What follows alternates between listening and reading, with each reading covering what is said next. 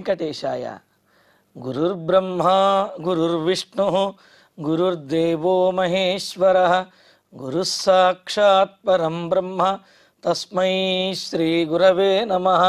జటిలం చీరవసనం దండకారణ్యవాసినం మునివేషధరం ధ్యాయేత్ అరణ్యే కాండ ఉత్తమే. శ్రీరామచంద్ర పరబ్రహ్మణే నమః. అథ శ్రీమద్ రామాయణే ఆదికావ్యే అరణ్యకాండే పంచాశः సర్గः. తం శబ్దమవసుప్తస్తు జటాయురథ శుశ్రువే నిరీక్ష్య రావణం క్షిప్రం వైదేహీం చ దదర్శసః. రావణాసురుడు పంచవటి నుండి సీతాదేవిని అపహరించుకు తీసుకుపోతున్నాడు.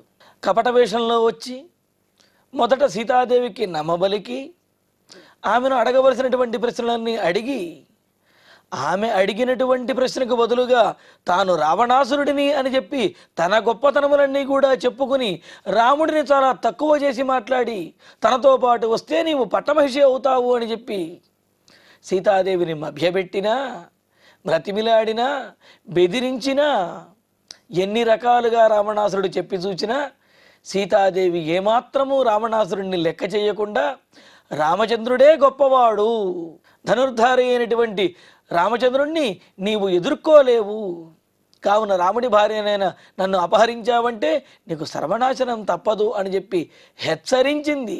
ఇంకా రావణాసురుడు అపహరించవలసినదే మాటలతో వినేది కాదు అని అనుకుని ఆమెను తన రథంలో ఎక్కించుకుని ఆకాశ మార్గంలో తీసుకువెళ్ళిపోతున్నాడు.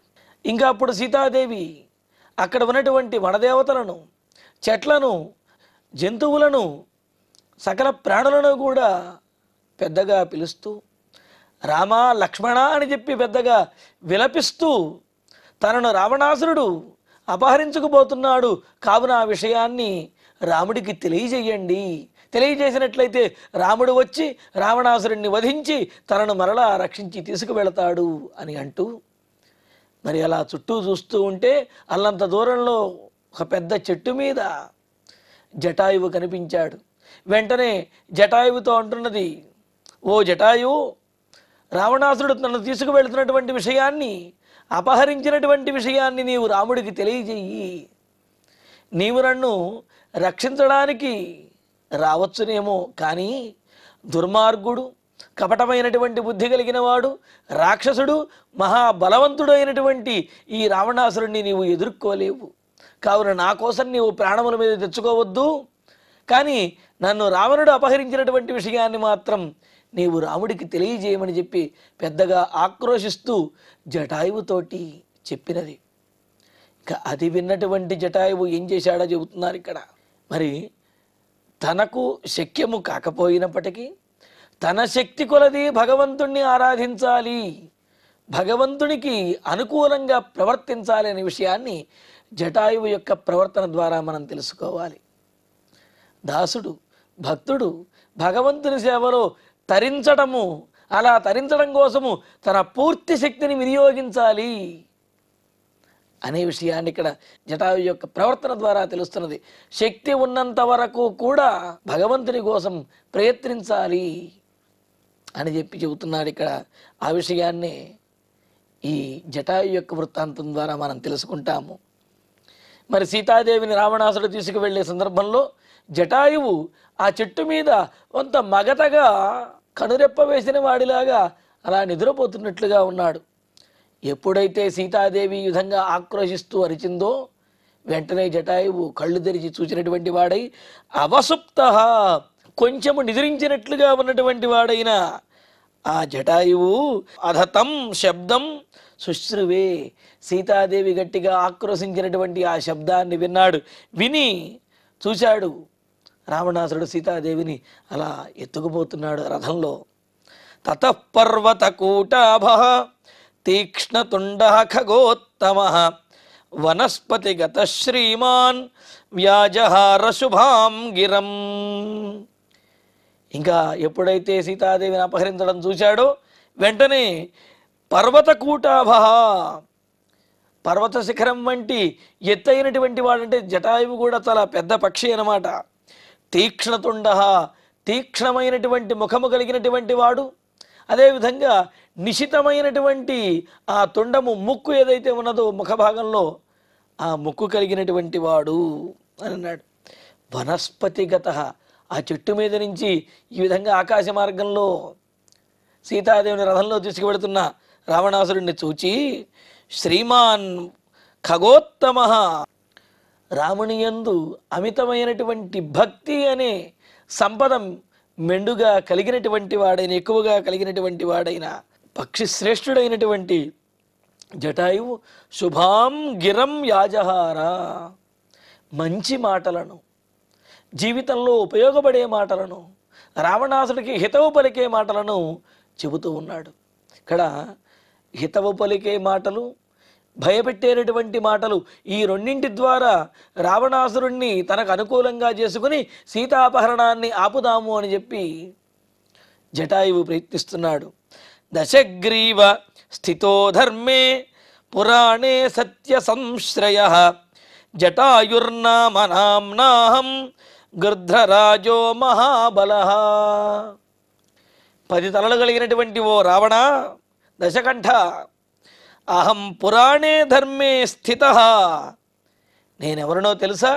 సనాతనమైనటువంటి ధర్మము యందే స్థిరమైనటువంటి బుద్ధి కలిగినటువంటి వాడిని, ఆ ధర్మాన్ని ఆచరించడమే నిష్ఠగా నియమంగా కలిగినటువంటి వాడిని. సత్య సంశ్రయ, సత్యము అంటే పరమాత్మ స్వరూపమే. సత్యం జ్ఞానమనంతం బ్రహ్మ అని చెప్పినట్లుగా మరి ఆ సత్యస్వరూపుడైనటువంటి పరమాత్మ యందే బుద్ధి కలిగిన వాడిని, పరమాత్మను ఆశ్రయించినటువంటి వాడిని, నేను భగవంతుణ్ణి నమ్ముకుని ఉన్నటువంటి వాడిని. అటువంటి అంతేకాదు మహాబలహ, ఏదో భగవంతుడిని నమ్ముకుని ఉన్నాను, ధర్మాన్ని పాటిస్తున్నాను కాబట్టి చేతకాని వాడిని అనుకుంటే అది పొరపాటు. నేను గొప్ప బలవంతుడిని కూడా. నామ్నా జటాయుర్నామ, జటాయువు అనే పేరు కలిగినటువంటి గృధ్రరాజుని, పక్షిరాజుని నేను. కావున ధర్మానికి భయపడాల్సిందే. అదేవిధంగా భగవంతుణ్ణి ఆశ్రయించినటువంటి వాడికి కూడా భయపడవలసిందే. అంటే భయపడటము అంటే వారికి కనుక, అంటే ధర్మాన్ని ఆచరించే వారికి, భగవంతుణ్ణి ఆశ్రయించినటువంటి వారికి కీడు కనుక తలబెట్టినట్లయితే ఆ విధంగా హాని చేసినటువంటి వారికే హాని జరుగుతుంది. అందువలన కావున జాగ్రత్తగా నా మాట విను రావణ. కేవలము ధర్మము సత్యమే కాదు, నా దగ్గర బలము కూడా ఉన్నది, దండించేటటువంటి శక్తి కూడా నాకు ఉన్నది. కావున నేను ఇక్కడ ఉండగా సీతాపహరణం చేయటం నీకు కుదరనటువంటి పని. కావున నీవే సీతాదేవిని విడిచిపెట్టు అని అంటూ, రాజా సర్వస్య లోకస్య మహేంద్రవరుణోపమః లోకానాంచ హితే యుక్తః రామో దశరథాత్మజః. ఇక తాను భగవంతుని యొక్క దాసుడిని, రామచంద్రమూర్తి యొక్క సేవకుడిని, తాను ఉండగా సీతాదేవిని అపహరించకూడదు అని చెప్పి చెబుతూనే రాముడి యొక్క గొప్పతనాన్ని చెబుతూ ఉన్నాడు. ఇక్కడ దశరథాత్మజ మహేంద్ర వరుణోపమః, దశరథుని యొక్క కుమారుడు, లోకములను పరిపాలించడంలో మహేంద్రునితో సమానము. అదేవిధంగా ఆ నాగపాశముల చేత దండించడంలోనూ వరుణుడితోటి సమానమైనటువంటి వాడు అని చెప్పి అంటూ, మహేంద్ర వరుణోపమః అంటే పరాక్రమంలోనూ, దండించడంలోనూ, పరిపాలించడంలోనూ, వీటన్నింటిలోనూ రాముడికి రాముడే సాటి అనే విషయాన్ని చెబుతూ, మహేంద్ర వరుణోపమః లోకానాం హితే యుక్తః, సమస్తమైనటువంటి లోకములను సంరక్షించాలి అనే దీక్ష కలిగినటువంటి వాడు రామచంద్రమూర్తి. అటువంటి సర్వస్య లోకస్య రాజా, లోకములన్నింటినీ కూడా ఆనందపరిచేవాడు, పరిపాలకుడైనటువంటి రాజు అయినటువంటి రామచంద్రుడు ఉన్నాడు కదా. మరి లోకములను పరిపాలించేవాడు అంటే ఆ లోకములలో అంతర్భాగమైనటువంటి నిన్ను కూడా పరిపాలించేవాడు రాముడే. కావున అటువంటి నీకు కూడా రాజైనటువంటి రాముడి యొక్క భార్యను అపహరించడం అది రాజద్రోహం అవుతుంది. రాజుగారి భార్యను అపహరించరాదు అని చెబుతున్నాడు. ఎందుకు అంటే గురుపత్ని, రాజపత్ని, జ్యేష్ఠపత్ని తథైవచ పత్ని మాత స్వమాత చ పంచయితా మాతరస్మృతా అని చెప్పినట్లుగా గురువుగారి యొక్క భార్య, అలాగే రాచభార్య రాజుగారి యొక్క భార్య, ఆమె తల్లితో సమానము. అలాగే అన్నగారి భార్య కూడా తల్లితో సమానము. పత్నిమాత భార్య యొక్క తల్లి అత్తగారు కూడా తల్లితో సమానము. స్వమాతాచ తన తల్లి ఆమె తల్లే. ఈ విధంగా 5గురిని తల్లులుగా మనకు శాస్త్రం తెలియజేస్తున్నది. అందులో రాజభార్య కూడా తల్లి వంటిది అని చెప్పారు. కావున ఈ లోకమన్నింటినీ పరిపాలించేవాడు రామచంద్రుడు రాజు అయితే ఆ రాజుగారికి భార్య అయినటువంటి సీతాదేవి తల్లితో సమానము. కావున రాజభార్యని ఈ విధంగా అపహరించడం ఏమాత్రము ధర్మము కాదు అని చెప్పి అంటూ, మరి తస్యైషా లోకనాథస్య ధర్మపత్ని యశస్విని సీతానామ వరారోహ యాం త్వం హర్తుమిహేచ్ఛసి. ఇలాగా సమస్తమైన లోకములకు రాజైనటువంటి, ఆ లోకములలో భాగమైనటువంటి నీకు కూడా రాజైనటువంటి రామచంద్రుని యొక్క భార్య ఈ సీతాదేవి, త్వం ఇహయాం హర్తుం ఇచ్చసి, నీవు ఎవరినైతే తీసుకువెడుతున్నావో, ఎవరో అని తెలియక తీసుకువెడుతున్నావేమో. నీవు ఎవరో తెలుసా? ఆవిడ రాముడి యొక్క భార్య. ఆ రాముడు ఎవరో తెలుసా? సమస్తమైన లోకములను పరిపాలించేవాడు. పైగా ఆయన లోకపాలకుడు అయితే, అంటే లోకములను పరిపాలించేవాడు అయితే, ఈమె ఆయనకు తగినటువంటి, రాముడికి తగినటువంటి భార్య, గొప్ప పతివ్రత, లోకనాథస్య ధర్మపత్ని, ఆ రాముడికి తగినటువంటి ధర్మపత్ని, ధర్మమును అనుసరించేది, గొప్ప కీర్తిని గడించినటువంటిది పతివ్రతామ తల్లి. కావున పతివ్రతలకు గనక హాని చేసినట్లయితే నీవు నశించిపోతావు రావణ. కావున జాగ్రత్త, సీతాదేవిని అపహరించవద్దు, అప్పగించు అని అంటున్నాడు. అంటే రాజపత్ని కావున అపహరించరాదు. అందులోనూ పరాక్రమవంతుడు లోకపాలకుడైనటువంటి రాముని పత్ని కావున అపహరించరాదు. అందులోనూ ఈమె పతివ్రతామ తల్లి కావున ఈమెను అపహరించినట్లయితే నీవే సర్వనాశనం అవుతావు. కావున ఈమెను విడిచిపెట్టు అని అంటూ, కథం రాజా స్థితో ధర్మే పరదారాన్ పరామృశేత్ రక్షణీయ విశేషేణ రాజదారా మహాబల. వెంటనే రావణాసురుడు అంటాడు కదా, ఏమిటి రాముడు రాజు అయితే మరి నేనెవరినయ్యా? నేను కూడా రాజునే కదా. కాబట్టి రాక్షసరాజునైనటువంటి నా దగ్గర మానవులకు రాజైనటువంటి రాముడి గురించి గొప్పగా చెబుతావేమిటి అని రావణాసురుడు అంటే, దానికి చెబుతున్నాడు, సరే రావణ, నీవు కనుక రాముడిని రాజుగా కనుక అంగీకరించకపోయినట్లయితే, లేకపోతే నేను కూడా రాజునే, రాముడితో సమానమైన వాడిని అని నీవు అనుకుంటున్నట్లయితే, పోనీ అలాగే అనుకో, నువ్వు కూడా రాజనే అనుకుందాం. కానీ ఒక రాజు అయినటువంటి నీవు మరి యొక్క రాజు యొక్క భార్యను అపహరించడం ఏం రాజధర్మం అయ్యా? అప్పుడు నీ రాజరికమే నాశనం అవుతుంది. నీ రాజరికాన్ని ఎవరు అంగీకరించరు. పైగా రాజు గనక దుర్మార్గుడు, స్త్రీలోలుడు, కామాంధుడు కనుక అయినట్లయితే ఆ రాజ్యంలో ప్రజలు కూడా ఆ విధంగా ప్రవర్తిస్తారు. ప్రజలకు రాజు మీద నమ్మకం ఉండదు, స్త్రీలకు రక్షణ అనేది ఆ రాజ్యంలో ఉండదు. అందుకనే అంటున్నాడు ఇక్కడ, పోనీ నీకు రాముడి మీద భక్తి, రాముడు స్వామి పాలకుడు అనే భావన నీకు లేకపోయినా, కనీసం నువ్వు రాజువి అని నువ్వు భావించుకుంటున్నా ఆ రాజబుద్ధిని అనుసరించైనా, లేకపోతే మనుష్య బుద్ధిని అనుసరించి అయినా సరే సీతాదేవిని విడిచిపెట్టాలి తప్ప నీవు అపహరించకూడదు. ధర్మే స్థిత రాజా, ధర్మంగా ఉండవలసినటువంటి రాజువైనటువంటి నీవు పరదారాన్ కథం పరామృశేత్, ఇతరుల యొక్క భార్యలను ఏ విధంగా నీవు స్పృశిస్తావు, ఏ విధంగా వారిని గ్రహిస్తావయ్యా? మహాబల విశేషేణ రాజదారా రక్షణీయా, గొప్ప బలవంతుడమైనటువంటి ఓ రావణ, నీ బలమనేది నీ భార్యలను ఏ విధంగా అయితే రక్షించుకుంటావో అలాగే ఇతరుల యొక్క భార్యలను కూడా గౌరవంతో చూస్తూ వారిని రక్షించాలి తప్ప వారిని చెరబట్టినట్లయితే నీ రాచరికమే నాశనమవుతుంది. నీ బలము మదముగా అందరూ చెప్పుకుంటారు, అంతే కదండి. ఎవరైనా బలంతో ఘనకార్యాలు చేస్తే ఎంత గొప్ప బలవంతుడండి అని అంటారు. అదే బలంతో దుర్మార్గమైనటువంటి పని చేస్తే ఒళ్ళు బలిసి కొట్టుకుంటున్నాడు, మదవెక్కి కొట్టుకుంటున్నాడు అని చెప్పి అరుస్తారు. ఇక్కడ సత్కార్యములు చేయటానికి దుష్కార్యములు చేయటానికి రెండింటికి కూడా బలమే కారణం. కానీ ఆ బలాన్ని సత్కార్యములు చేసినప్పుడు దాన్ని బలంగా కీర్తిస్తారు, దుష్కార్యములు చేస్తే దాన్ని మదముగా అంటారు, అహంకారంగా భావిస్తారు, నిందిస్తారు.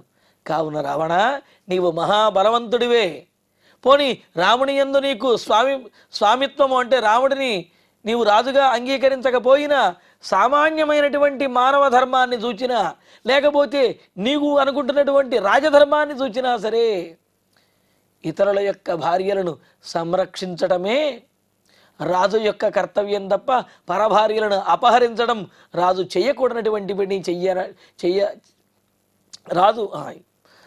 రాజు ఇటువంటి పనులు చేసినట్లయితే అపనిందల పాలవుతాడు, నశించిపోతాడు అని చెప్పి అంటూ, నివర్తయ మతిం నీచాం పరదారాభిమర్శనాత్ నతత్సమాచరేద్దీర్ఘ నతత్సమాచరేద్ధీరః యత్పరోస్య విగర్హయేత్.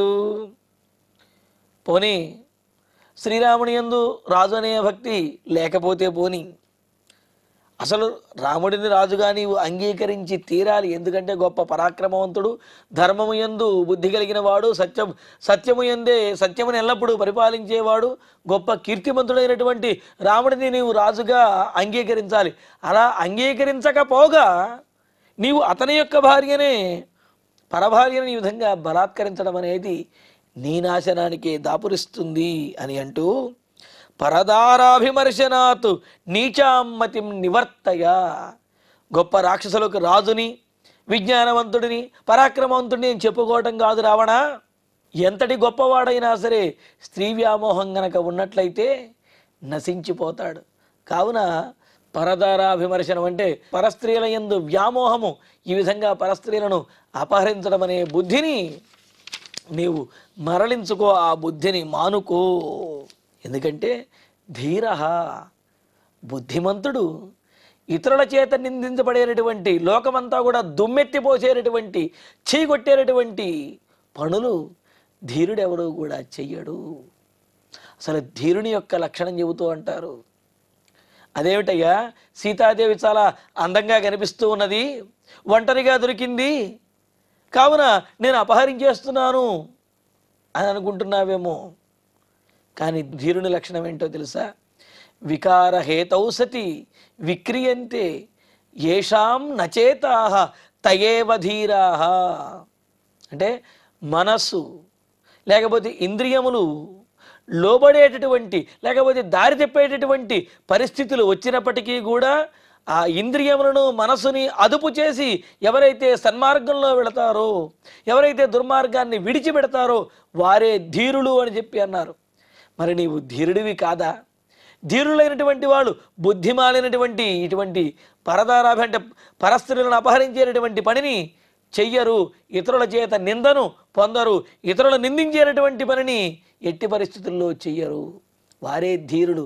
కావున నీవు ధీరుడివి కదా, నా మాట విని సీతాదేవిని విడిచిపెట్టవయ్యా అని చెప్పి అంటూ, యథాత్మనస్తథాన్యేషాం దారా రక్ష్యా విపశ్చితా. ఆత్మనః దారాః యథా, తన భార్యను ఏ విధంగా అయితే రక్షించుకుంటారో, అన్యేషాం దారా, ఇతరుల యొక్క భార్యల విషయంలో కూడా, భార్యలను కూడా రక్షించే విధంగానే చూడాలి తప్ప వారిని అపహరించే, లేకపోతే వారిని చెరబట్టేటటువంటి పనులు చెయ్యకూడదు. ఎందుకంటే విపశ్చిత, వివేకవంతులు, అదేవిధంగా యుక్తాయుక్త విచక్షణా జ్ఞానము కలిగినటువంటి పండితులు ఎవరైతే ఉంటారో వాళ్ళు తన భార్య ఏ విధంగా పవిత్రంగా రక్షణలో ఉండాలి అని కోరుకుంటారో, ఇతరుల యొక్క భార్యలు కూడా పవిత్రంగా రక్షణలో ఉండాలి అని కోరుకోవాలి, ఆ విధంగా రక్షించాలి అవసరమైతే. అంతేగాని పరస్త్రీని ఈ విధంగా చెరబట్టడం, అపహరించడం మాత్రం బుద్ధిమంతులు చేసేటటువంటి పని కాదు, ధీరుడు చేసేటటువంటి పని కాదు.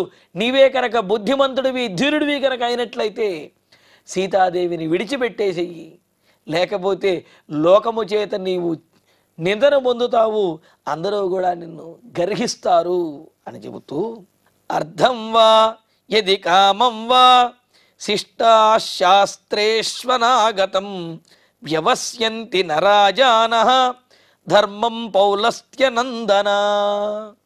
ఇంతకు ముందు శ్లోకంలో కూడా చెప్పాడు, ఏ విధంగా అయితే భర్త తన భార్యను వేరే పురుషుడు స్పర్శించకూడదు అని చెప్పి అనుకుంటాడో, అదేవిధంగా వేరే వారి భార్యలను కూడా వారి భర్తలు అదేవిధంగా అనుకుంటారు కదా. కావున వేరే వారి భార్యలను మోహించటము, చెరబట్టడము చేసినట్లయితే అది ఆత్మవినాశనానికి దారితీస్తుందనే విషయాన్ని చెప్పి ఇంకా అంటూ ఉన్నాడు.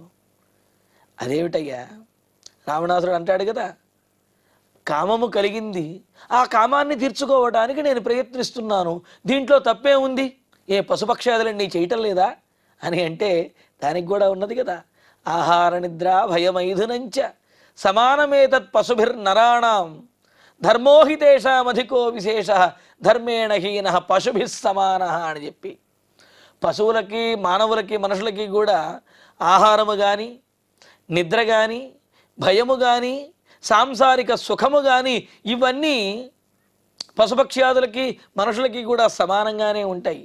ఆ సుఖము, భయము, ఆ ఆహారము, లేకపోతే ఆకలి, నిద్ర ఇవన్నీ కూడా పశువులతో సమానంగానే ఉంటాయి. కాకపోతే మరి పశువులకి మనుషులకి తేడా ఏమిటి అంటే ధర్మోహితేషామధికో విశేష. ధర్మం అనేది, జ్ఞానం అనేది పశువులకి మనుషులకి ఉన్నటువంటి తేడా. మనుషులకు జ్ఞానము, ధర్మము వీటిని పాటించవలసినటువంటి నియమములు ఉన్నాయి, పశుపక్ష్యాదులకి ఆ నియమములు లేవు.